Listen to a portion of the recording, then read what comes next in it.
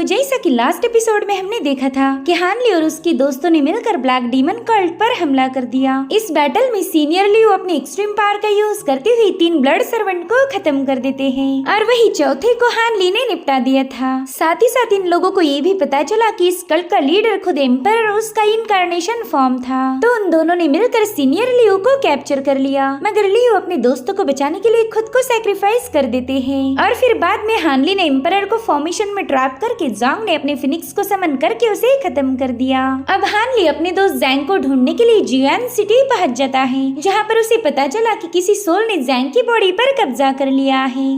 अब आगे तो इस एपिसोड की शुरुआत में हम देखते हैं कि हानली ज़ैंग से पूछ रहा था कि बता तू है कौन और तू कौन सी सेक्ट से बिलोंग करता है, तूने मेरे दोस्त की बॉडी पर कब्जा क्यों किया। जिस पर वो बंदा कहता है कि मैं स्पिरिचुअल बीस्ट माउंटेन से हूँ और कुछ ही महीनों पहले एक जंग में घायल होने की वजह से मेरी मौत हो गई, तो मेरी सोल ने इस बंदे की बॉडी पर कब्जा कर लिया। जिस पर हानली कहते हो अच्छा तो तुम स्पिरिचुअल बीस्ट माउंटेन से हो, फिर तो तुम्हें मेरे दोस्त ज़ोंगो के बारे में पता ही होगा, क्या तुम्हें पता है वो फिलहाल कहाँ पर है। अब हानली के इस सवाल से वो बंदा थोड़ा सा कंफ्यूज हो गया। बाद में कहते रे ज़ोंगो तो मेरा भी अच्छा दोस्त है, हम अक्सर साथ में वक्त बिताया करते थे। ये सुनकर तो हानली बड़ी तेजी से जाकर उसके गले पर अपना नाइफ लगा देता है। वो कह रहा था कि ज़ोंगो एक गद्दार है, उसने गलत टीम का साथ दिया, जिसके चलते उसे स्पिरिचुअल बीस्ट माउंटेन से धक्के मारकर निकाल दिया गया है, और वो भी 1 साल पहले। तो अब जल्दी से बोलना शुरू कर। और रही बात इन मॉर्टल्स की, तो मैं इन्हें कोई नुकसान नहीं पहुँचाने वाला। तो अब वो बंदा बताने लगा कि मैं हेवनली सिटी किंगडम से बिलोंग करता हूँ, वहाँ पर शील्ड स्पिरिट सेक्ट है, तो मैं उसी का कल्टीवेटर था। जिस पर हानली कहने लगा कि शील्ड स्पिरिट सेक्ट तो 6 डेविल डाउ सेक्ट में से एक है। तो बंदा कहते हैं हाँ बिल्कुल, मैं एक डिमोनिक कल्टीवेटर हूँ और कुछ सालों पहले मेरे एक बंदे के साथ यही पास के माउंटेन पर बैटल हुई थी, जिसमें मैं बुरी तरह से घायल हो गया और उसी वक्त मेरी बॉडी डिस्ट्रॉय होकर मेरी सोल आजाद हो गई। तब इस टाउन से गुजरते वक्त मेरी इस बंदे पर नजर पड़ी। मैं समझ गया था कि बंदे की सोल उसके बस में नहीं है, तो मैंने इसकी बॉडी पर कब्जा कर लिया, जिसके चलते मेरी कल्टीवेशन बेस भी ड्रॉप हो गई और मैं नहीं चाहता था कि कोई मेरे पास्ट के बारे में पता करे, तो मैंने आम मॉर्टल जैसी जिंदगी गुजारना शुरू कर दी। साथ ही मैं एक ब्लैक स्मिथ बन गया ताकि किसी को मेरी ताकत पर शक ना हो। कुछ दिनों के बाद ही मेरी यहाँ के लोगों से दोस्ती हो गई और उन्होंने मुझे इस लड़की से इंट्रोड्यूस किया, तो मैंने इसके साथ जल्दी से शादी करके अपनी फैमिली शुरू कर दी। इन्हीं सालों दरमियान मेरा बेटा भी पैदा हुआ। अब हानली को फील होता है कि ये बंदा सच बोल रहा, इसीलिए वो थोड़ा सा शांत होकर उस बंदे से पूछता है कि तुम्हें तो एक नई बॉडी मिल गई थी, फिर तुम अपने सेक्ट में वापिस क्यों नहीं गए। जिस पर वो बंदा कहता है कि 6 डेविल डाउ सेक्ट में इंसानियत नहीं है, वो लोग कमजोरों को जीने नहीं देते। साथ ही मेरी कल्टीवेशन भी काफी ज्यादा कम हो चुकी थी, तो अगर ऐसे में मैं वापस जाता तो मेरे सीनियर्स या फिर जूनियर के हाथों डेफिनेटली मारा जाता, और वैसे भी यहाँ मेरी लाइफ काफी ज्यादा पीसफुल है, तो बोला मैं वापस क्यों जाऊँ। जिस पर हानली कहने लगा कि 6 डेविल डाउ सेक्ट ने तो ऑलरेडी जू कंट्री पर कब्जा कर लिया है, इसलिए मुझे तो ऐसा बिल्कुल नहीं लगता कि तुम ज्यादा दिनों तक पीसफुली रह पाओगे। हालांकि ये सुनकर तो बंदा जरा भी शॉक नहीं हुआ था। तो हानली समझ जाता है कि ये बंदा कोई मामूली सा डिमोनिक कल्टीवेटर तो नहीं हो सकता, इसलिए वो अपनी फायर पावर को एक्टिवेट करके पूछता है कि बताओ तुम एग्जैक्टली हो कौन। जिस पर वो बंदा कह रहा था कि मैं तो अपनी पुरानी पहचान पीछे छोड़ चुका हूँ, लेकिन मैं तुम्हें एक सलाह जरूर देना चाहूंगा। इस फ्यूचर में होने वाले बैटल में तुम्हारे ग्रेट 7 सेक्ट की हार तय है, इससे अच्छा तो तुम यहाँ से कहीं दूर चले जाओ, एटलीस्ट तुम्हारे पास सर्वाइवल का एक मौका होगा। हानली समझ जाता है कि इस बंदे के पास कुछ तो इनसाइड की इन्फॉर्मेशन है, इसलिए वो उसी बातों में उलझाने लगा। वो कह रहा था कि 7 ग्रेट सेक्ट तो सब एक साथ मिलकर फाइट कर रहे हैं, इसलिए हार किसकी होगी इसका अंदाजा लगाना मुश्किल है। जिस पर वो बंदा कह रहा था कि 6 डेविल डाउ सेक्ट तो सेल्फिश लोगों को अपनी तरफ करने में माहिर है। तुम्हें ये जानकर हैरानी होगी कि तुम्हारे ग्रेट 7 सेक्ट के कई सारे लोग हमारी साइड हो चुके हैं। सच बताओ तो स्पिरिचुअल बीस्ट माउंटेन सेक्ट हमारे स्पिरिट शील्ड सेक्ट का जासूस है, वो मौका मिलते ही तुम्हारी लोगों की पीठ में खंजर घोंप के हमारी साइड आ जाएंगे। जिस पर हानली कहता है कि तुम मेरे सामने ऐसी ऐसी बातें कर रहे हो, क्या तुम्हें डर नहीं लग रहा कि मैं तुम्हें खत्म कर दूंगा। जिस पर वो बंदा कहते हैं ना मुझे तुमसे कोई डर नहीं, क्योंकि मैं जानता हूँ तुम अपने ग्रेट 7 सेक्ट के वफादार कुत्ते हो। तुम मुझे जिंदा छोड़कर सीधे अपने सीनियर को फटाफट से इस बात का रिपोर्ट करने जाओगे। हानली कह रहा था ना तुम गलत हो, एक काम तो मैं तुम्हें खत्म करके भी कर सकता हूँ, इसलिए जल्दी से मुझे कोई वजह दो कि मैं तुम्हें खत्म क्यों न करूँ। तो बंदा हानली को अपना ट्रेजर और मैजिकल टूल देने के लिए तैयार हो गया। वो कहने कहने लगा कि मरने से पहले मैंने अपने ट्रेजर को एक केव में छुपा दिया था, वैसे भी अब इस बॉडी के साथ मैं उनका यूज नहीं कर पाऊंगा। जिस पर हानली कहता है कि तुम्हें जिंदा छोड़ने के लिए इतना तो काफी नहीं। तो बंदा कहने लगा चलो तुम्हें वहाँ पर जेड लेटर्स भी मिल जाएंगे। मेरे और स्पिरिचुअल बीस्ट सेक्ट के दरमियान जो भी डिस्कशन हुआ था वो सब बातें उसमें मेंशन्ड है। तुम उन जेड लेटर्स के जरिए स्पिरिचुअल बीस्ट की गद्दारी को साबित कर पाओगे। बिना सबूत के तो कोई तुम्हारी बात पर यकीन नहीं करने वाला। अगर तुम्हें लगता है कि वो लेटर किसी काम के नहीं तो फिर तुम वापिस आकर मुझे मार देना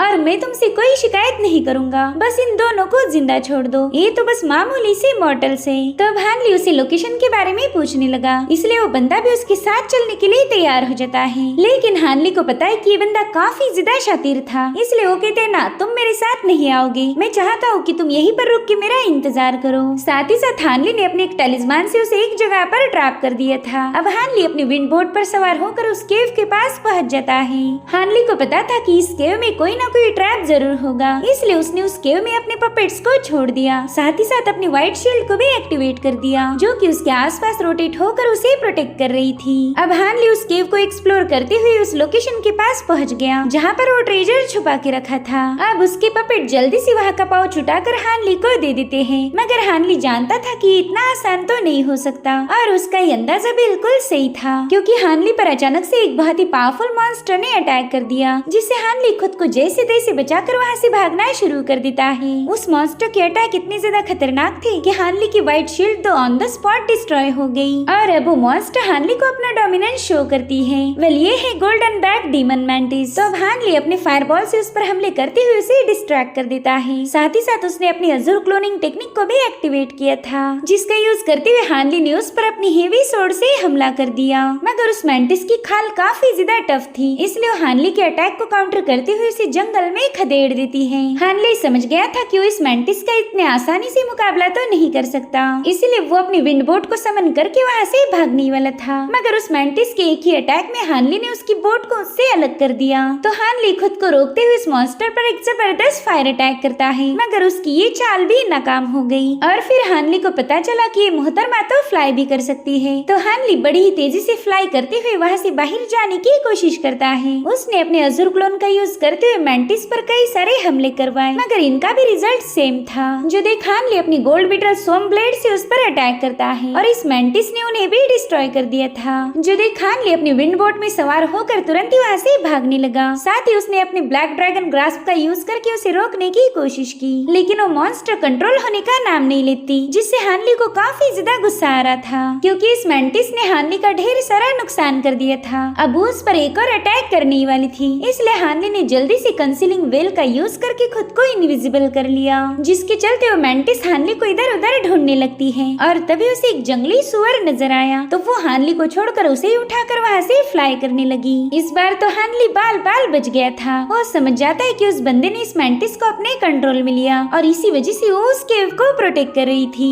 यानी कि वो बंदा कल्टीवेशन की कोर फॉर्मेशन पे होगा। साथ ही साथ हानली ने जिस ट्रेजर के लिए अपनी जान दाव पर लगाई थी वो स्टोरेज बैग तो खाली निकली, यानी कि उस बंदे ने हानली को मारने के लिए इस केव में भेजा। इधर उस बंदे ने हानली के टैलिस्मान से खुद को आजाद कर ही लिया था कि तभी हानली ने उस पर हमला कर दिया, मगर वो बंदा अपनी पूरी ताकत लगाते हुए हानली के अटैक को डिस्ट्रॉय कर देता है। साथ ही उसने अपने वेपन को भी समन कर लिया था, जिसके अटैक को डिफेंड करते हुए हानली काफी पीछे पुश हो जाता है, मगर उसी वक्त हानली ने उसे एक लात मारते हुए पीछे ढकेल दिया। वो उस बंदे से कहता है कि मेरा शक बिल्कुल सही था, तुम कोई मामूली से कल्टीवेटर ना होकर कोर फॉर्मेशन स्टेज के बंदे हो। ये सुनते ही उस बंदे ने अपने मैजिकल टूल का यूज करते हुए हानली के साथ फाइट करना शुरू कर दी और थोड़ी देर में हानली समझ गया था कि इस बंदे से डील करना इतना आसान नहीं होने वाला। साथ ही हानली देखता है कि इस बंदे के पास एक मैजिकल ऑर्ब है, जिसने इस बंदे की पावर को एक ही सेकंड में 2 लेवल से बढ़ा दिया, जिसके बाद इन दोनों में क्लैश हो जाता है। उस बंदे ने हानली को पंच मार के पीछे पुश कर दिया था। साथ ही साथ वो दोबारा से हानली पर अटैक करने कूद जाता है, मगर हानली ने अपने सामने कई सारी मैजिकल शील्ड बना ली, जिन्हें वो 1 बाय 1 डिस्ट्रॉय करते हुए हानली के करीब पहुंच जाता है। तो हानली ने जल्दी से ब्लड स्पिरिट ड्रिल का यूज करके उस पर अटैक कर दिया। गाइस ये वही ट्रेजर है जो हानली को एम्परर जू के पास से मिला था। वो ब्लड ड्रिल एक ही सेकंड के अंदर उस ऑर्ब को डिस्ट्रॉय कर देती है, जिससे वो बंदा नीचे गिर गया था, मगर फिर भी उसने अपने मैजिकल ट्रेजर से हानली पर अटैक कर दिया। हालांकि हानली उसे समय रहते ही होल्ड कर लेता है। वेल इसका नाम है ब्रिलियंस सोर्ड और इस बंदे ने अपने ब्लड का यूज करके उसकी ओनरशिप को हासिल किया था। अगर हानली को इस वेपन पर कब्जा करना है तो उसे कोर फॉर्मेशन स्टेज पर जाने तक रुकना होगा, तभी जाके हानली इस पर लगा हुआ कर्ज हटा सकता है। इधर बंदा कह रहा था कि डीमन मैंटिस भी तुम्हें मार नहीं पाई और अब मैं भी तुम्हारे सामने बेजान होकर गिर गया हूँ, मेरे पास भी ज्यादा वक्त नहीं बचा। तो हानली उससे कहता है कि अगर तुम्हें सच्चाई बतानी है तो अभी भी तुम्हारे पास वक्त है। जिस पर बंदा कहने लगा कि मैं कुछ साल इसी सिटी में छुप कर रहना चाहता था ताकि इस बॉडी पर पूरा कंट्रोल हासिल कर पाऊँ, लेकिन तुमने तो मुझे पहले ही ढूंढ लिया और इसमें तुम्हारी कोई गलती नहीं बल्कि गलती तो मेरी किस्मत की है। मैंने अपनी वाइफ और बच्चे का यूज बस अपनी पहचान छुपा कर रखने के लिए किया था। इस बॉडी पर पूरा कंट्रोल हासिल करने के बाद मैं इन्हें छोड़कर जाने वाला था, तो प्लीज इन्हें अब कुछ मत करना। जिस पर हानली कहता है कि मैं तुम्हारी फैमिली के लिए कोई खतरा नहीं बल्कि वो खतरा तो तुम हो। तुम्हारी डिमोनिक ऑरा से ये लोग ऑलरेडी काफी ज्यादा कमजोर हो गए हैं, तो मुझे नहीं लगता कि ये ज्यादा दिनों तक जिंदा बच पाएंगे। जिस पर वो बंदा कहता है हाँ मैं ये बात जानता हूँ और उसका ये सारा कन्फेशन उसकी फैमिली भी सुन रही थी। अब वो अपने स्कैटर्ड हुए ऑप के पीसेस को इकट्ठा करते हुए कहने लगा कि मेरी सारी पावर इन्हीं टुकड़ों में मौजूद है। अगर इसे स्पिरिचुअल एनर्जी में तब्दील करके इनके अंदर ट्रांसफर कर दिया जाए तो इनकी ब्लड और ची रिपेयर होकर इनकी लाइफ काफी ज्यादा लंबी हो जाएगी। जिस पर हानली कहता है मेरे दोस्त तुम्हें क्या लगता है कि इस जगह पर क्या फेक है और क्या रियल है? तो बंदा हंसते हुए कहने लगा कि असली और नकली अब ये मैटर नहीं करता, मैंने अपनी पूरी जिंदगी एक ईवल बनकर गुजार दी और मैंने कभी सपने में भी नहीं सोचा था कि मैं मरते वक्त इन दोनों मॉर्टल्स के काम आऊंगा। वाकई हमारी लाइफ सरप्राइजेस से भरी हुई है। साथ ही वो हानली को अपने पास बुलाकर बताने लगा कि मेरी गोल्डन कोर अब शैटर्ड हो चुकी है, अब जल्दी मेरी स्पिरिट भी डिस्ट्रॉय हो जाएगी,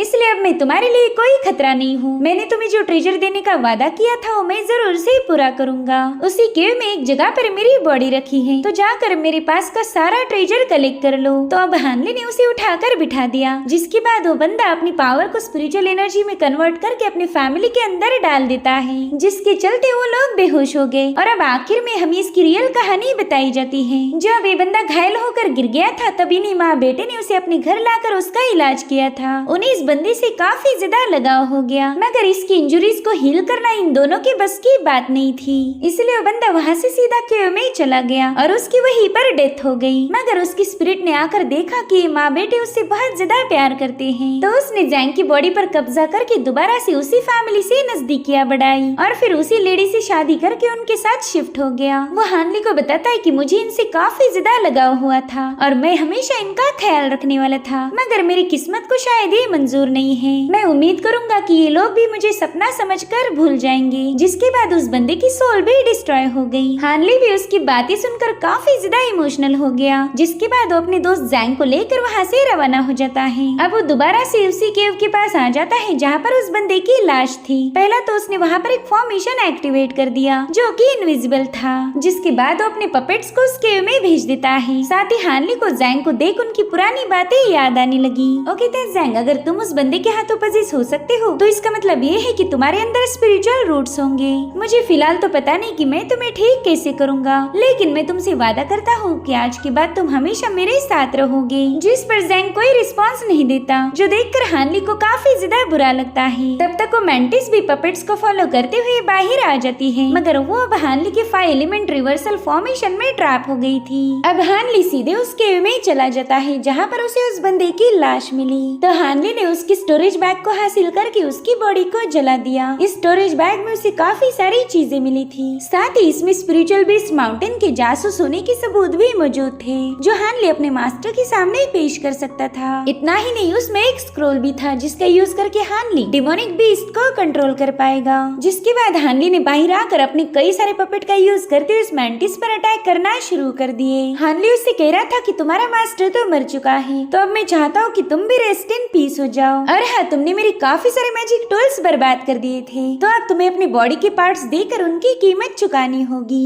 साथ ही हानली जैंग को भी प्रॉमिस करता है कि वो उसके लिए जल्दी पावरफुल मैजिक वेपन फोर्ज करेगा। जिसके बाद हमें सीधे गोल्डन ड्रम प्लेन का सीन दिखाया गया, जहाँ पर कुछ डिमोनिक कल्टीवेटर्स बड़ी ही तेजी से फ्लाई कर रहे थे, मगर उसमें से एक बंदे को विप से जकड़कर नीचे खींच लिया जाता है। वही काम था रेड विस्ट पैट्रियार्क का। अब वो दूसरे बंदे को भी टैलिस्मान का ब्लास्ट करके अपनी तरफ खींच लेती है और बाकी बचा तीसरा बंदा एक गोल्डन ब्लॉक पर टकरा के बेहोश हो गया। और ये ब्लॉक क्रिएट किया था मास्टर ली हुआ ने। वो पैट्रियार्क से पूछते हैं कि आप पर्सनली इन छोटे मोटे कल्टीवेटर से डील करने क्यों आई, जिस पर पैट्रियार्क जवाब देते हुए कहने लगी कि मुझे फिलहाल बिल्कुल भी अच्छा नहीं लगता। और वैसे भी आजकल ये डिमोनिक कल्टीवेटर्स कुछ ज्यादा ही बढ़ चुके हैं। मुझे तो ऐसा लगता है कि जरूर से यहाँ पर कुछ बड़ा होगा। तो मास्टर ली हुआ उन्हें समझाते हुए कहने लगे कि क्लियर वर्ल्ड सेक्ट और स्पिरिचुअल माउंटेन बीस्ट के ढेर सारे सिपाही कैंप में आ चुके हैं, इसलिए मुझे नहीं लगता कि आपने अब ज्यादा फिक्र करने की जरूरत है। मगर पैट्रियार्क अपनी बेटी डोंगशियान के लिए परेशान थी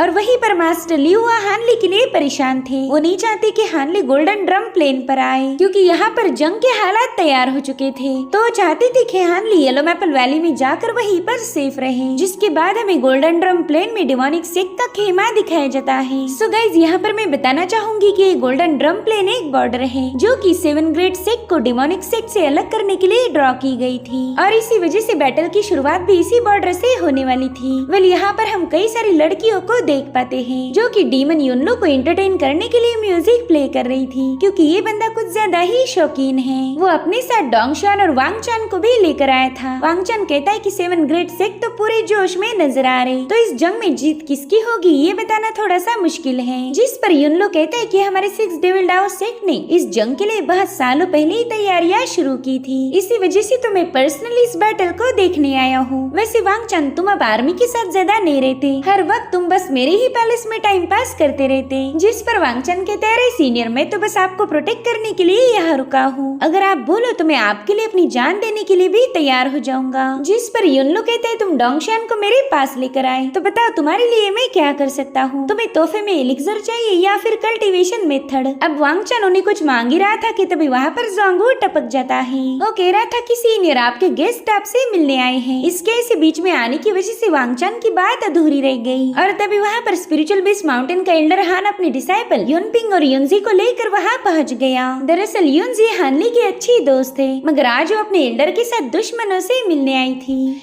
जिसके बाद ये तीनों भी पैट्रियार्क युनलो को ग्रीट करते हैं। युनलो कह रहा था कि तुम अपने घर वापस आए, ये तो एक बहुत ही सुनहरा ओकेजन है, तो इस खुशी के मौके पर मैं तुम्हारे डिसाइपल को कुछ एलिक्सर गिफ्ट करना चाहूंगा। अब एलिक्सर देने के बाद एल्डर हान बताने लगा कि हमने सारी तैयारियां कर ली है, जंग के शुरू होते ही हम बाकी के सेक्ट को धोखा देकर आपकी साइड आ जाएंगे। ये सुनते ही पैट्रियार्क काफी ज्यादा खुश हो गया। वो कहता है कि ग्रेड 7 सेक्ट में से तुम्हारा सेक्ट कम होने के बाद बस 6 सेक्ट बाकी रहेंगे और उनमें से कुछ ही दिनों में कुछ सेक्ट और कम होने वाले हैं। इसीलिए मैं दावे के साथ कह सकता हूँ कि इस बैटल में जीत हमारी होगी। ये सुनकर ये सभी लोग काफी ज्यादा खुश हो गए। वहीं पर डोंगशान अपनी मास्टर रेड विस्क और हानली के लिए काफी ज्यादा परेशान थी। वहीं पर युनजी भी दिल ही दिल में कहने लगी कि आज से हम येलो मैपल वैली के दुश्मन बन चुके हैं, काश सीनियर हानली मुझे माफ कर दे। जिसके बाद हमें येलो मैपल वैली का सीन दिखाया गया, जहाँ पर हानली सेक्ट मास्टर जोंग को सारे सबूत दे देता है, जो कि साबित करते थे कि spiritual beast mountain 6 devil dao sect के साथ मिला हुआ है। तो एल्डर जोंग कहते कि हाँ, मैं जानता हूँ इन दोनों सेक्ट में पुरानी हिस्ट्री है, लेकिन अब जंग का माहौल है और इस वक्त हम स्पिरिचुअल बीस्ट माउंटेन पर गद्दार होने का दावा करेंगे तो आपस में ही जंग छिड़ जाएगी और इसका फायदा 6 डेविल डाओ सेक्ट उठा सकता है। फिर तो हमारे सेक्ट को हार से कोई भी बचा नहीं पाएगा।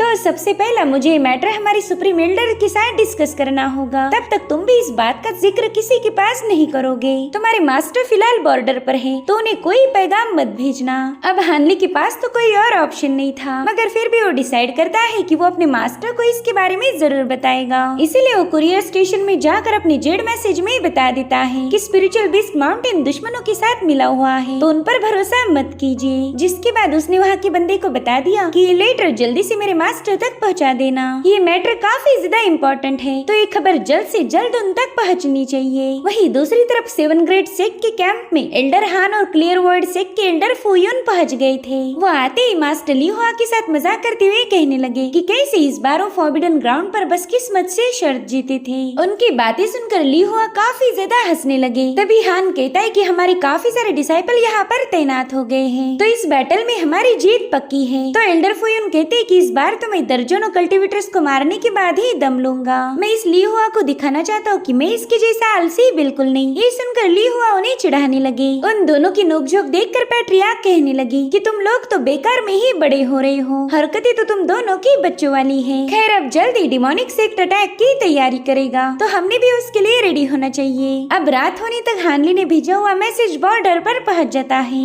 उस पर ली हुआ का नाम लिखा था, तो बंदा तुरंत ही उस मैसेज को लेकर सीधे मास्टर ली हुआ की तरफ रवाना हो गया। मगर रास्ते में उसकी मुलाकात हुई एल्डर हान से। उस बंदे से पूछ रहा था कि तुम अपनी पोस्ट पर क्यों नहीं हो। जिस पर वो बंदा कहने लगा कि मैं ये जेड मैसेज मास्टर ली हुआ तक पहुँचाना चाहता हूँ, ये काफी ज्यादा इम्पोर्टेंट मैसेज है। तो हान कह रहा था कि जंग के माहौल में तुम अपनी पोस्ट मत छोड़ो, लाओ वो मैसेज मेरे पास दे दो, मैं उसे मास्टर ली हुआ तक पहुँचा देता हूँ। मगर वो बंदा ऐसा करने से मना कर देता है। हालांकि एल्डर हान का गुस्सा देखकर उस बंदे को अपनी जिद छोड़नी पड़ी। अब एल्डर हान उस मैसेज को पढ़ने की कोशिश करता है, मगर वो सील्ड था, जिसके चलते हान ने उस जेड टोकन को डिस्ट्रॉय कर दिया। वही दूसरी तरफ हानली सोचता है कि अगर इस जंग में ग्रेट 7 सेक्ट की हार हो गई तो मुझे मेरे लिए पहले ही कोई सेफ स्पॉट ढूंढ के रखना होगा। साथ ही मुझे कुछ हर्ब्स को भी तैयार करके रखना होगा ताकि वो मेरे कोर फॉर्मेशन में काम आ सके। तो हानली हर्ब्स की तलाश में सीनियर माँ से मिलने के लिए 100 हर्ब गार्डन पहुँच गया, जहाँ पर उसकी मुलाकात होती है शाओजेन और शियार से।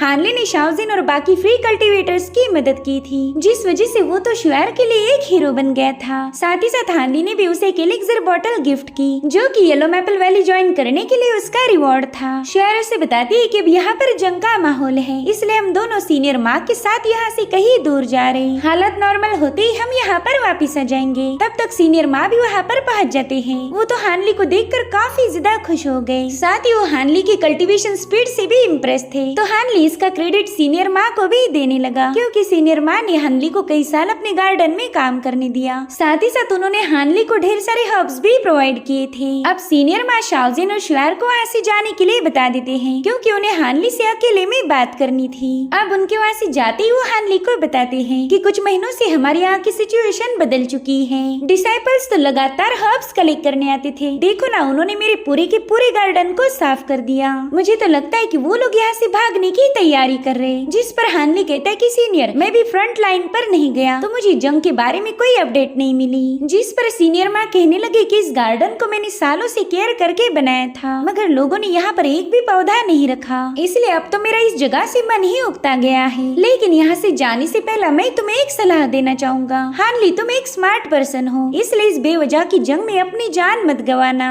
देखो नेसेंट स्टेज वाला एक भी बंदा इस जंग में शामिल नहीं होने वाला। इसमें अगर मरते हैं तो तुम्हारे और मेरे जैसे मामूली से कल्टीवेटर्स। और रही बात पावरफुल लोगों की, तो वो हमेशा जंग से खुद को दूर रखते हैं, इसलिए मैं चाहता हूँ कि तुम भी यहाँ से कहीं दूर चले जाओ। तो हानली सीनियर माँ की एडवाइस के लिए उनका शुक्रिया अदा करने लगा। सीनियर माँ उससे कहते कि पता नहीं हमारी मुलाकात फिर कब होगी, इसीलिए मैं चाहता हूँ कि तुम इस माउंटेन में मौजूद रेस्ट्रिक्टेड एरिया को चेक करो। वहाँ पर मैंने कुछ पावरफुल हर्ब्स और इंग्रेडिएंट छुपा के रखे थे। मुझे लगा था कि मैं उनका यूज करके कोर को फॉर्म कर लूंगा, लेकिन अब मैं चाहता हूँ कि वो सारी चीजें तुम रखो। जिसके बाद सीनियर माँ हानली को ब्लेसिंग्स देकर वहाँ से रवाना हो गई। अब हमें कुछ दिनों बाद का सीन दिखाया गया, जहाँ पर हानली अपनी केव में पहुँच चुका था। तभी हानली ने अपने साथ लाए हुए मकड़ी के बच्चे उस पर अटैक करना शुरू कर देते हैं, मगर हानली उससे बचते हुए उन दोनों को कैच कर लेता है। दरअसल ये अटैक ना होकर उन मकड़ियों के खेलने का तरीका था। अब हानली जैंग को उन मकड़ियों के बारे में बताने लगा। वो कहता है कि ये जेड ब्लड स्पाइडर है, भले ये फिलहाल बहुत छोटे हैं, मगर आगे चलकर इन्हें हराना मुश्किल हो जाएगा।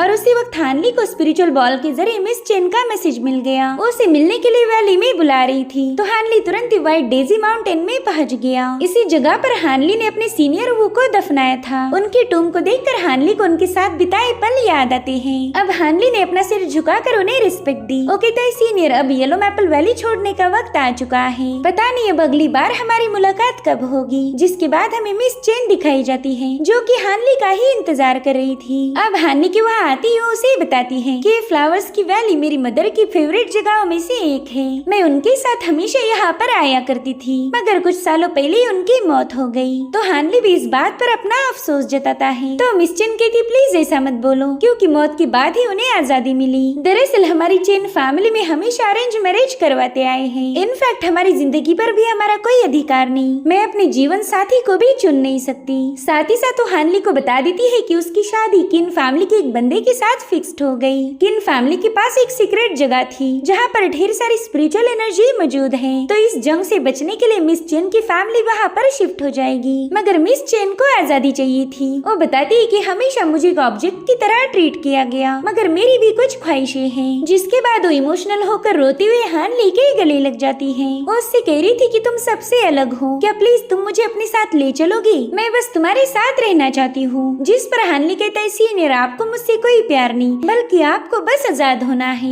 आपको लगता है कि आपको मेरे साथ रहकर वो सारी आजादी मिल जाएगी। अब हानली की बातें सुनकर मिस चेन तुरंत ही पीछे हट गई। वो उससे पूछा पूछ रही थी कि क्या तुम्हें कोई और लड़की पसंद है, जिस पर हानली ने इसका जवाब नाम ही दिया। मिस चेन समझ गई थी कि ये बंदा बहुत ज्यादा सिंपल है, तो हानली को अपने दिल से निकालना ही उसके लिए सही रहेगा। जिसके बाद वो हानली के लिए कुछ कपड़े भी गिफ्ट करती है, जो कि उसने हानली के लिए अपने हाथों से बनाए थे। तो हानली ने मिस चेन को हमेशा जवान रहने की पिल दे दी, जिसे मिस चेन ने एक्सेप्ट कर लिया था। और अब वो इमोशनल होकर हानली को गुड बाय बोल के वहाँ से रवाना हो गई। हानली भी दुआ कर रहा था कि मिस चेन को फ्रीडम मिल जाए। अब अगले सीन में हमें गोल्डन ड्रम प्लेन की बैटल फील्ड दिखाई गई, जहाँ पर डिमोनिक सेक्ट की विशाल आर्मी 7 ग्रेड सेक्ट के साथ जंग करने पहुंच चुकी थी। तब तक वहाँ पर 7 ग्रेड सेक्ट के लीडर्स भी आ जाते हैं। इतनी बड़ी आर्मी देखकर भी उन लोगों का हौसला बुलंद था। एल्डर फुयुन और एल्डर ली हुआ भी शर्त लगा रहे थे कि कौन ज्यादा डिमोनिक कल्टीवेटर्स को खत्म करेगा। एल्डर हान उनसे वादा करता है कि मेरा स्पिरिचुअल बीस्ट माउंटेन अपनी पूरी ताकत लगाकर दुश्मनों का मुकाबला करेगा।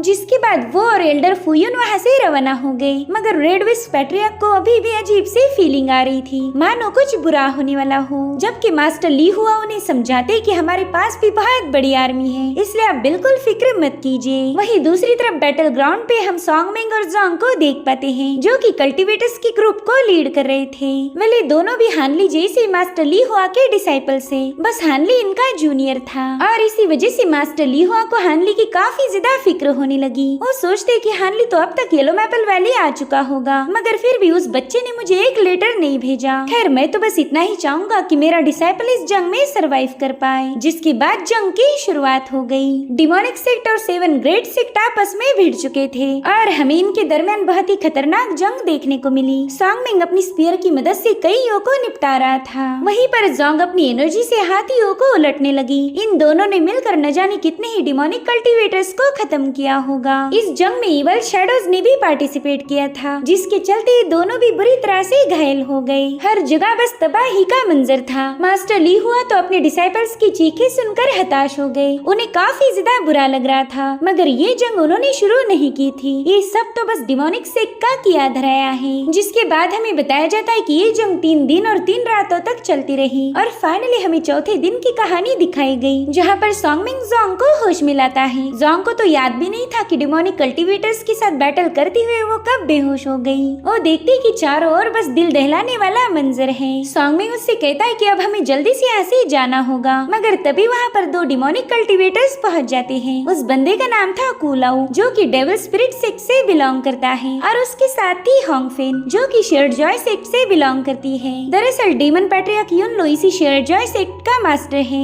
वे दोनों भी कोर फॉर्मेशन की मिडिल स्टेज पर थे और तभी वहाँ पर एल्डर हान भी आ जाता है। वो कह रहा था कि हमने इनके ऑलमोस्ट सभी लोगों को मार दिया है, मगर इन दोनों की तो बात ही कुछ अलग है। ये काफी ज्यादा पावरफुल है, तो जल्दी से इन्हें भी रास्ते से हटाना होगा।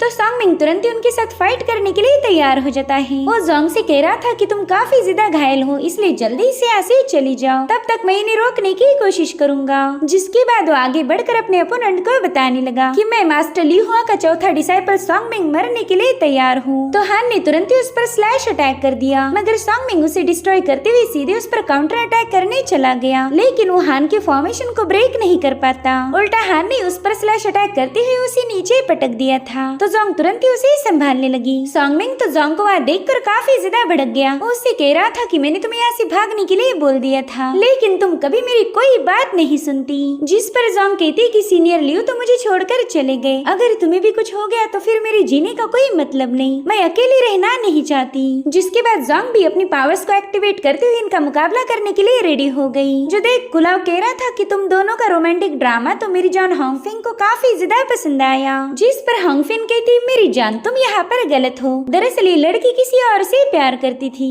मगर वो बेचारा तो मारा गया और ये बंदा इस लड़की से बेइंतहा प्यार करता है, मगर कभी इसने अपनी दिल की बात नहीं कही। मैं तो इन प्रेम पंछियों को बिल्कुल मारना नहीं चाहती, मगर क्या करूँ, फिलहाल यहाँ पर जंग हो रही है। और उतने में हान ने अपने पावरफुल टैलिस्मान को एक्टिवेट करते हुए जोंग पर अटैक कर दिया, जिससे वहाँ पर एक जोरदार ब्लास्ट हो गया था, मगर जोंग इसमें भी जिंदा बच गई क्योंकि मास्टर फुयुन ने वहाँ कर इन दोनों को बचा लिया। वो कहते बच्चों जाकर अपने मास्टर ली हुआ को बता देना कि इस बार की शर्त मैं जीता हूँ। जिसके बाद वो इन्हें अपने मैजिकल लीप पर सवार करके वहाँ से भगा देते हैं। वो इन तीनों से कह रहे थे कि मेरे ख्याल से तुम लोग काफी ज्यादा चीयरफुल मूड में हो, इसलिए तो तुम बेवजह उन बच्चों को परेशान कर रहे थे। तभी होंगफिन अपनी जानी मन कूलाव से कहने लगी कि बुढ़ा मुझे बिल्कुल भी पसंद नहीं आ रहा, इसकी वजह से मैं उन प्रेम पंछियों का ड्रामा ड्रामा भी नहीं देख पाई, तो जल्दी से इसे खत्म कर दो वरना मैं तुम्हारे साथ ब्रेकअप कर लूंगी। जो सुनकर कूला एल्डर फुई उनसे कहने लगा कि माफ करना, मेरी जान तुमसे बहुत ज्यादा इरिटेट हो गई है, इसलिए अब तो तुम्हें मरना ही होगा।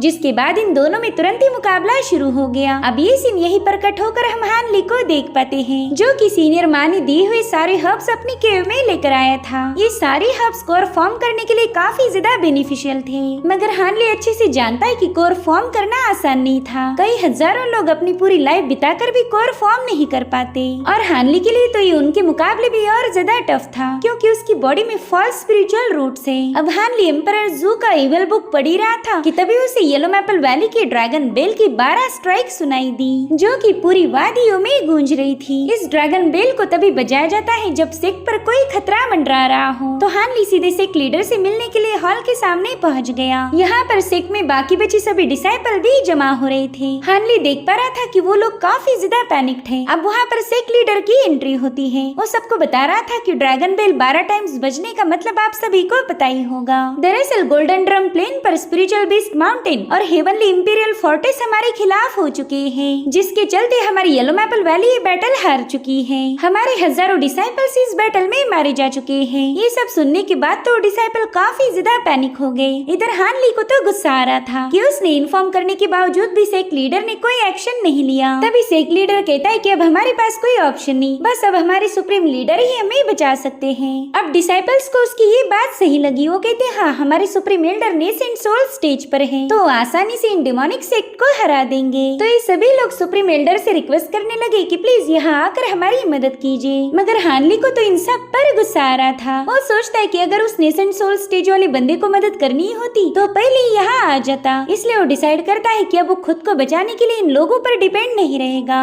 और उतने में आसमान से एक तेज रोशनी आकर वहाँ पर हिट हो गई। साथ ही साथ पावरफुल ऑरा भी स्प्रेड हो रही थी, जिसने इन सबको अपनी अपनी जगह पर फ्रीज कर दिया। मगर हानली पर उस ऑरा का कोई असर नहीं हुआ था, जो देखकर तो सुप्रीम एल्डर सीधे उसी के पास आ जाते हैं। वेल, इनका नाम है लिनहू और ये कल्टीवेशन की नेसेंट सोल के मिडिल स्टेज पर पहुंच चुके थे। वो हानली से पूछते हैं, बच्चे तुमने सोल से रिलेटेड कल्टीवेशन मेथड की प्रैक्टिस की है क्या? तो हानली उन्हें ग्रेट करते हुए हाँ में जवाब देता है, जो सुनकर तो एल्डर लिनहू काफी ज्यादा खुश हो गए। वो कहते, बच्चे तुमने तो मुझे इम्प्रेस कर दिया, साथ ही साथ तुम्हारी पर्सनालिटी भी ठीक ठाक है। अरे अरे, लेकिन तुम्हारे स्पिरिचुअल रूट्स किसी काम के नहीं। धत तेरे की बेवजह मैंने तुम्हारी तारीफ कर दी। जिसके बाद वो सीधा से एक लीडर की तरफ निकल पड़े। वो तो सीधा सीढ़ियों पर ही जाकर बैठ गए थे। वेल, इनका एटीट्यूड ही थोड़ा सा अलग है। वो इन डिसाइपल से कहते कि मुझे नील करने वाले लोग बिल्कुल भी पसंद नहीं आते, तो जल्दी से उठ जाओ। साथ ही साथ उन्होंने अपनी पावर से उन्हें रिलीज कर दिया था। वो कहते, देखो मॉर्टल्स लोगों की प्रॉब्लम लेकर मेरे पास बिल्कुल मत आना। अगर कुछ बड़ा मसला हुआ है तो ही मैं उसे रिजॉल्व करूंगा,